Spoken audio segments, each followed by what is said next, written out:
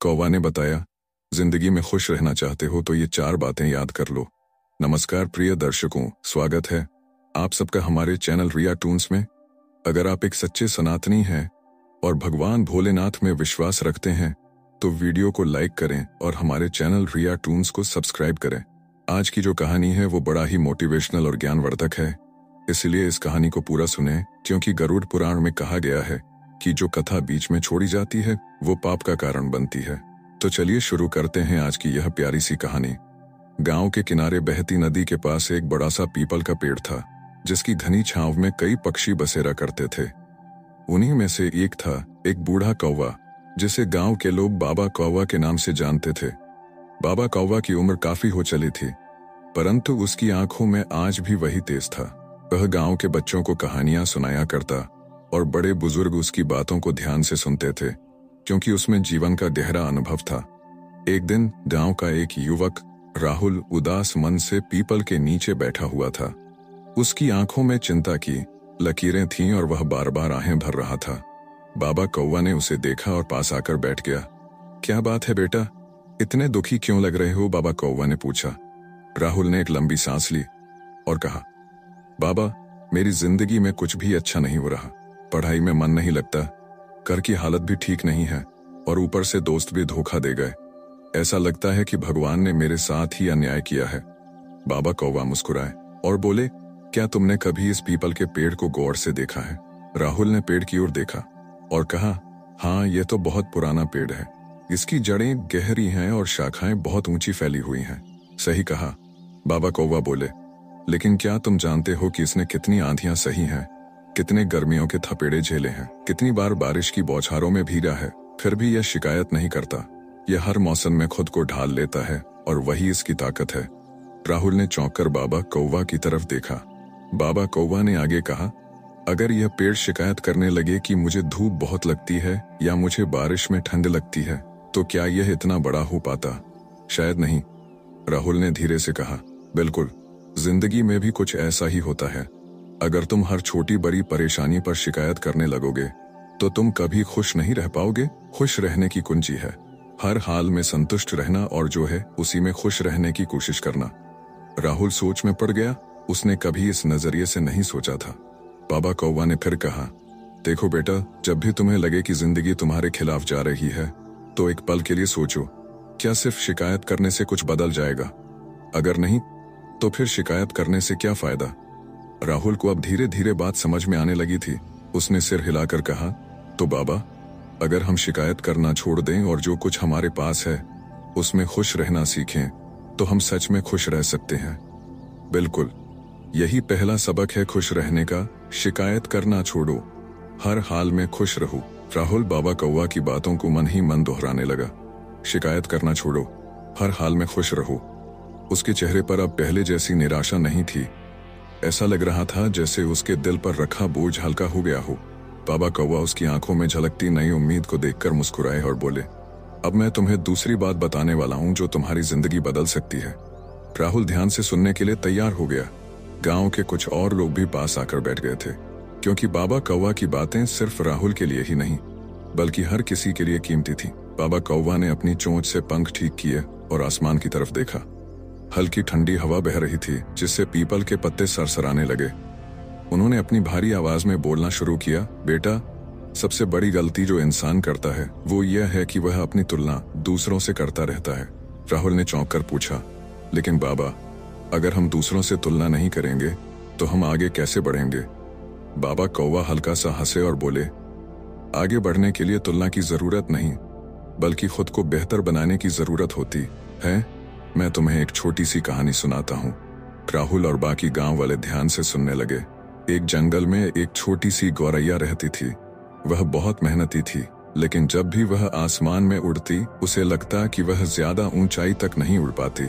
हर दिन वह जंगल के बड़े बड़े पक्षियों को देखती और सोचती, काश मैं भी बाज की तरह तेज उड़ सकती, काश मेरी उड़ान भी इतनी ऊंची होती। धीरे धीरे वह खुद से निराश होने लगी। उसे लगने लगा कि उसकी कोई कीमत ही नहीं है, क्योंकि वह बाज की तरह ऊंचा नहीं उड़ सकती। एक दिन जंगल के एक बुद्धिमान उल्लू ने गौरैया को रोते हुए देखा। उसने पूछा, क्या बात है बेटी, तुम इतनी उदास क्यों हो? गौरैया ने आह भरते हुए कहा, मैं बहुत बेकार हूँ, मैं कभी बाज की तरह उड़ नहीं सकती। मेरी उड़ान छोटी है, मेरे पंख छोटे हैं, मैं कभी ऊंचाइयों तक नहीं पहुंच पाऊंगी। उल्लू मुस्कुराया और बोला, लेकिन क्या तुमने कभी गौर किया है कि तुम बाज से अलग क्यों हो? बाज अपनी ऊंची उड़ान के लिए जाना जाता है, लेकिन तुम्हारी छोटी उड़ान तुम्हारी कमजोरी नहीं, तुम्हारी ताकत है। गौरैया हैरान हो गई। ताकत? लेकिन कैसे? उल्लू ने समझाया, तुम्हें पता है कि बाज ऊंचाई पर उड़ सकता है, लेकिन वह उन छोटे छोटे कोनों में नहीं जा सकता जहां तुम जा सकती हो। तुम्हारी छोटी और फुर्तीली उड़ान तुम्हें शिकारियों से बचने में मदद देती है। तुम खेतों में फसल बचाती हो, छोटे कीड़ों को खाकर संतुलन बनाए रखती हो, और सबसे बढ़कर तुम अपने तरीके से स्वतंत्र हो। गौरैया को अब समझ आ गया था कि उसे बाज बनने की जरूरत नहीं है, बल्कि उसे खुद को अपनाना होगा। हर इंसान की अपनी खासियत होती है।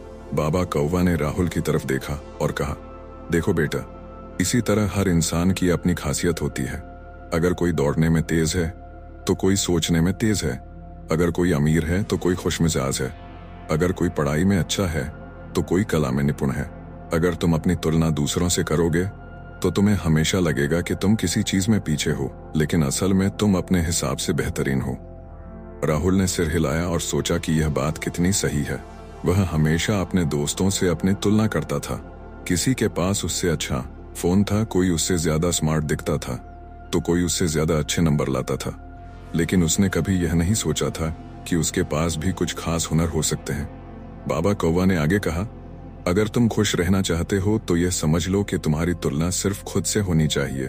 तुम्हें रोज पहले से बेहतर बनने की कोशिश करनी चाहिए, लेकिन किसी और की नकल करने की जरूरत नहीं। बाबा कौवा की बातें सिर्फ राहुल के लिए नहीं, बल्कि वहां बैठे हर इंसान के लिए एक सीख थी। गांव की एक बुजुर्ग महिला बोली, सच कहते हो बाबा, हम लोग हमेशा सोचते हैं कि पड़ोसी के पास बड़ा घर क्यों है, उसके बच्चे ज्यादा पढ़ाई में तेज क्यों हैं, लेकिन हम यह भूल जाते हैं कि हमें अपनी जिंदगी अपने तरीके से जीनी चाहिए। एक युवा किसान बोला, हाँ बाबा, मैं भी सोचता था कि मेरे खेत छोटे हैं, लेकिन मैं यह नहीं देखता था कि मैं कम जमीन में भी अच्छी फसल उगा सकता हूँ। राहुल अब मुस्कुरा रहा था। उसे पहली बार महसूस हुआ कि वह अपनी अनोखी पहचान के साथ भी खुश रह सकता है। उसने बाबा कौवा से पूछा, तो बाबा, खुश रहने के लिए दूसरी बात यह है कि हमें अपनी तुलना दूसरों से नहीं करनी चाहिए। बाबा कौवा ने सिर हिलाया और कहा, बिल्कुल सही, यही दूसरी बात है, खुद की तुलना दूसरों से मत करो। राहुल ने गहरी सांस ली और सोचा कि अगर वह इन दो बातों को ही सही से समझ ले तो उसकी जिंदगी कितनी आसान हो सकती है। राहुल अब पहले से हल्का महसूस कर रहा था। बाबा कौवा की बताई दो बातें, शिकायत करना छोड़ो, हर हाल में खुश रहो और खुद की तुलना दूसरों से मत करो, उसके दिल में गहरी उतर चुकी थी। गांव के लोग भी अब बाबा कौवा की बातों को और ध्यान से सुनने लगे थे।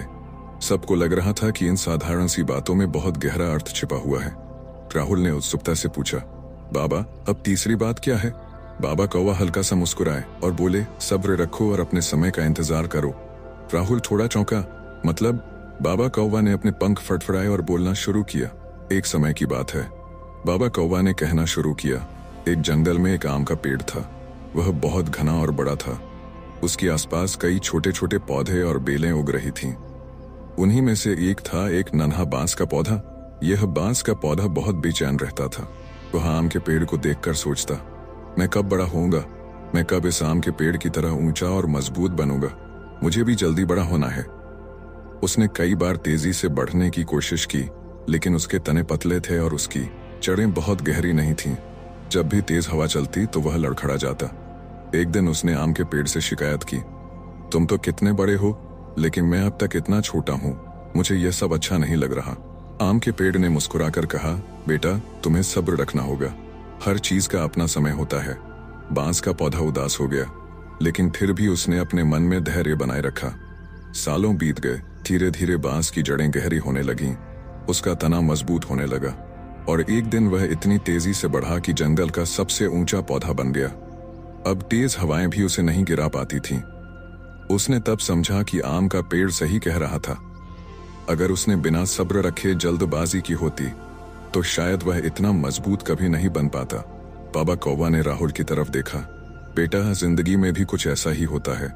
हम हमेशा जल्दी में रहते हैं, हमें तुरंत सफलता चाहिए, तुरंत पैसे चाहिए, तुरंत नतीजे चाहिए, लेकिन अगर पेड़ भी फल आने से पहले अधीर हो जाए तो क्या वह मीठे फल दे पाएगा? राहुल ने सिर हिलाया, नहीं बाबा, हर चीज का समय होता है। बिल्कुल सही, बाबा कौवा बोले। अगर तुमने धैर्य नहीं रखा और छोटी छोटी असफलताओं से डरकर हार मान ली तो तुम कभी सफल नहीं हो पाओगे। याद रखना, तैयारी का समय जितना ज्यादा होता है सफलता उतनी ही बड़ी होती है। गांव के एक बुजुर्ग व्यक्ति ने सहमति में सिर हिलाया। बिल्कुल सही कहते हो बाबा, जब हम खेत में बीज बोते हैं तो हमें महीनों इंतजार करना पड़ता है। अगर हम अधीर होकर बीच में ही फसल काटने लगें तो हमें कभी अच्छी पैदावार नहीं मिलेगी। राहुल अब समझ चुका था कि जीवन में धैर्य कितना जरूरी है। उसे अपनी गलतियां याद आईं। पढ़ाई में उसे जल्दी सफलता चाहिए थी, इसलिए उसने ठीक से मेहनत नहीं की थी। जब तुरंत नतीजे नहीं मिले तो उसने खुद को कोसना शुरू कर दिया। अब उसे समझ आया कि उसे धैर्य रखना सीखना होगा। राहुल अब तक बाबा कौवा की 3 बातें समझ चुका था। 1, शिकायत करना छोड़ो, हर हाल में खुश रहो। 2, खुद की तुलना दूसरों से मत करो। 3, सब्र रखो और अपने समय का इंतजार करो। उसका मन अब पहले से ज्यादा हल्का लग रहा था। उसने महसूस किया कि उसकी परेशानियों का हल कहीं बाहर नहीं बल्कि उसके खुद के नजरिए में छिपा था। लेकिन अभी भी कुछ अधूरा लग रहा था। वह उत्सुकता से बाबा कौवा की ओर मुड़ा और बोला, बाबा, आपने 3 बातें तो बता दी, अब चौथी और आखिरी बात क्या है? बाबा कौवा मुस्कुराए। सूरज अब लगभग ढल चुका था।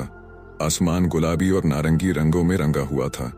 गांव के बाकी लोग भी ध्यान से सुन रहे थे।